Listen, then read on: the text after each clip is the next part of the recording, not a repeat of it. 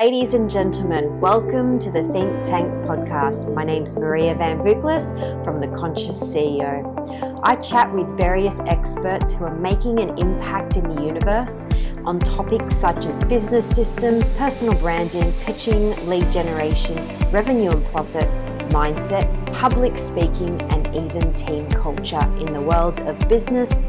So welcome to this episode. As a small business owner, finding the motivation to make constant decisions and do the work that needs doing can be really tough some days. So today's guest, Maria Vamvouklis from The Conscious CEO, is here to give us some insight into her work in uncovering the problems that are often hidden away from conscious thought and give you some simple techniques to help you stay motivated. It's so wonderful to have you here with me. Today's guest, Maria Vamvouklis, helps business leaders bridge the gap between strategy and mindset through coaching and training in Neuro-Linguistic Programming. Prior to entering the business world, Maria served in the New South Wales Police Force and owned a natural health clinic for 10 years. She now has a passion of a different kind, uncovering the workings of human psychology and the unconscious mind. Maria works with business leaders from the inside out to help make a profound difference in people's businesses and their lives. So let's welcome Maria. Welcome, Maria, and thank you for joining us today on the Simply Standout Marketing Podcast. Thanks for having me today. I'm looking forward to having a chat with you. It'll be wonderful. Look, today we're, as we've discussed, going to be talking about how to motivate yourself as a small business owner, because as we know, small business is hard. It's wonderful. We'd all love it, but there are times when motivation wanes. So let's get going. Most business owners, they struggle at times to find the motivation to lead their team and also to grow their business. What have you found are the most effective tools and strategies to stay motivated? Yeah, sure. So motivation is definitely something that I've come across quite significantly with business owners and especially with leaders that are trying to lead a team. The first point of call is to assess mindset. You can have a great strategy in place in being able to help people get results, but if their mindset isn't actually at a point where they're able to consistently maintain that, what you would find is that a lot of people will actually plateau or their motivation will drop off. And a lot of this is because we really don't understand what actually motivates each individual, especially as a leader or as a business owner that is managing a team.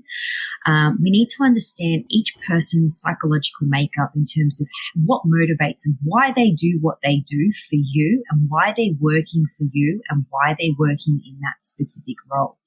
So I think it's really important to understand their core values as to the purpose and the reasoning as to why they're actually choosing to show up every day in your business to work for you. And this also coincides as a business owner yourself as well.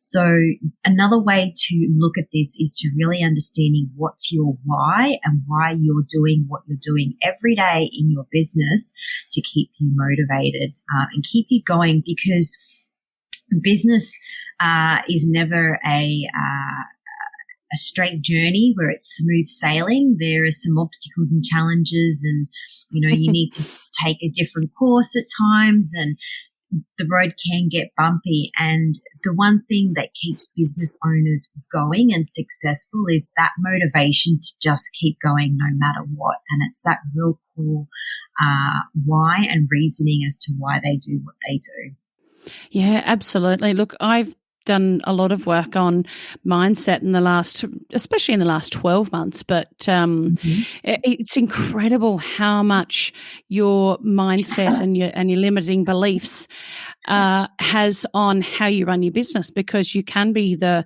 smartest person out there or have the best strategy and have all the money in the world, but if you don't have the mindset, I've just found it's incredible the difference that it makes. Absolutely, absolutely. And I think this is the missing piece for a lot of business owners, is that bridging that gap between an exceptional strategy but having a real robust mindset that supports that. Yeah. Look, you work a lot with Neuro-Linguistic Programming NLP. How does that work and what is it? Yeah, sure. So NLP, neuro, which is specifically looking at the nervous system, so the neurons, neurology of a person. Linguistics is the language that we use to actually program ourselves either positive or negative. And the programming part of Neuro-Linguistic Programming is the actual application of these set of tools to reprogram someone's mind to produce a state of excellence and success. So essentially NLP is the study of excellence, and we study people to enhance them. We do not fix them, which is why a lot of business owners, sports authorities are trained in NLP, even politicians, to know actually how to positively influence not only themselves but also others to enhance all areas of life. This is not just in business. This is also in relationships. It's also in health, in various other aspects. Yeah. Is it something like if someone wanted to, look at NLP, do you do a course? Do you, how does it work in that sense? How do you help yourself get bigger? Absolutely. Yeah. Great question. So, if you're wanting to go through an accelerated, profound transformation process, whether you're a business owner or just as for your own personal growth, you can seek out a coach to be coached by someone who is trained in NLP. Or you can actually come and do a certification course in NLP, which is what I do specifically. And you actually receive a globally recognized certification qualification as an NLP practitioner to know how to utilize these subset of tools that are taught in NLP itself. Oh, that's good. What results have you found with NLP, and what results have you found specifically to business owners? How has it helped them? This is a great question, and I've worked with many various different business owners in different industries, but I'll just give you one example. I was working with a lady who's in the natural health space. She's a natural health practitioner, and she has 2 clinics. And she came to me initially because her business had plateaued in making money and creating profit. And she'd been in business for quite some time, and she wasn't really fulfilled in her business. And what we did was we worked and looked at certain business strategies. But what I did was I was actually able to bring to her attention that the strategies were working. It's just the mindset that was driving those strategies wasn't actually supporting it. So we worked on in terms of what's happening in her head, what beliefs, strategies, her decision-making strategy specifically. Is she running off comparing herself to others, or is she a perfectionist? She was crippled by time, so she was always fighting against time. She never had time, and she's a mum with 2 kids and a husband, so she never really felt fulfilled and happy at work. And this was, leaching out at home as well. So by being able to identify what was actually inhibiting her with her strategies, and specifically around decision-making strategy, this is quite common with a lot of business owners. They don't know how to make well-informed decisions. And we looked at that, cleared that out, and re-established some really great strategies within her mind, and cleared out limiting decisions, and created a new identity for her to step into, to be able to execute these strategies much more effectively, the business that is. And what we found was that as soon as we did that, we shifted that, she was able to accelerate the support of those business strategies that she had already been implementing, creating results much more quickly and effectively, thus resulting in a 19% profit or growth in her business in both clinics over a period of 3 months of working with me. So that is the power of NLP. It gets results straight away, and it helps people lead their business, not just the business itself, in a way that's sustainable in creating growth long term. Wow, that's fantastic. And look, I really understand how your limiting beliefs and things can actually make such a huge difference if you can actually work past them. So Absolutely. That's fantastic results. Now, what is one common misconception with NLP? Yeah, great question. And I'm so glad you brought this up because it comes up all the time. And the one thing that people say, and I go, oh, yes, I'm trained in NLP. I help people, in business with NLP. And they're like, oh, that's that, manipulative stuff. And I think, people have this internal picture in their mind where they go to a car sales yard and there's this car salesman and it's like a dirty kind of sale. And in the old days where people were taught how to influence others, sometimes it was done in a way that was done without integrity. But my biggest core value in my business and what I teach, especially when I'm training people to be qualified in this particular modality, is to always use NLP with integrity. And it's the intention that you actually take out is the result that you would produce, because anyone can manipulate anyone, whether they're NLP trained or not. So if your intention is to be able to positively influence and empower others, you will produce those results, and that will come straight back at you, in being rewarded for that. Yeah. Oh, well, that's fantastic. I'd never really thought about the manipulation and the integrity side of things because I suppose I'd only ever heard really good things about NLP and the positive side of things, because really it makes such a big difference in so many areas. I know a lot of people use NLP with weight loss and, body image and things along those lines, as well as business, and I'm sure it's got lots of different applications. Absolutely. Yeah.